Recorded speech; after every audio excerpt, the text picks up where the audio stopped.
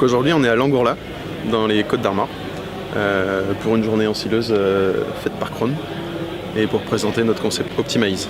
On est sur une évolution de l'ensilage qui tend vers deux grands paramètres en fait. D'une part la longueur de coupe, avec des longueurs de coupe qui varient. On arrive sur des longueurs de coupe assez importantes, on peut monter jusqu'à 26 voire 30 mm dans certains cas, qui ne sont pas majoritaires mais qui existent. Et puis on a d'autre part l'éclatage du grain, qui lui devient de plus en plus contraignant, puisqu'on attend du grain qui soit complètement éclaté, et pour atteindre le stade qu'on appelle vraiment pulvérisé. Donc on retrouve plus le grain, quoi. Il est vraiment éparpillé, disséminé en petits morceaux. Pour répondre aux deux problématiques, d'une part la coupe et d'autre l'éclatage, on a mis des solutions techniques en place. Premièrement, sur la coupe, la solution technique c'est tout simplement un Varilock.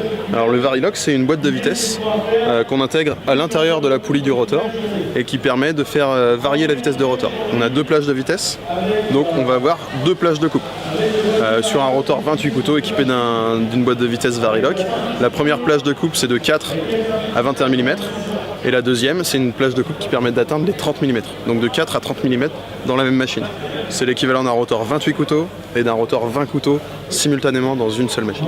L'idée d'avoir cette combinaison d'équipements dans une seule machine, c'est de pouvoir faire un travail très polyvalent. Le matin, faire de la coupe pour du biogaz ou du bovin viande, et puis l'après-midi, aller sur de la coupe longue pour de la vache laitière qui aura une ration complètement à base de maïs. L'utilisateur, à l'heure actuelle, il a juste à changer un paramètre dans le terminal de sa machine et à basculer un écrou avec une clé de 36 sur le côté de la machine en se glissant entre le bec et le pedal.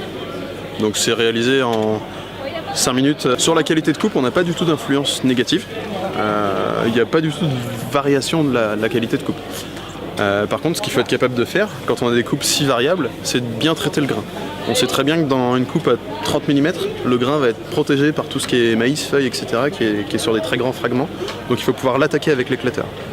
Aujourd'hui, pour des coupes plutôt longues, on va aller sur un éclateur avec deux rouleaux différents, un qui comportera 105 dents et l'autre 123 dents.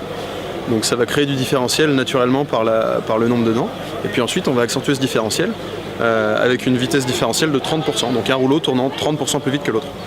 Quand en standard, on est à 20%, et donc là, on n'est pas trop intense en termes d'éclatement. Quand on passe à 30, là, on arrive à attaquer plus fort le grain, et en option, on peut même monter jusqu'à 40 pour travailler dans tout type de conditions.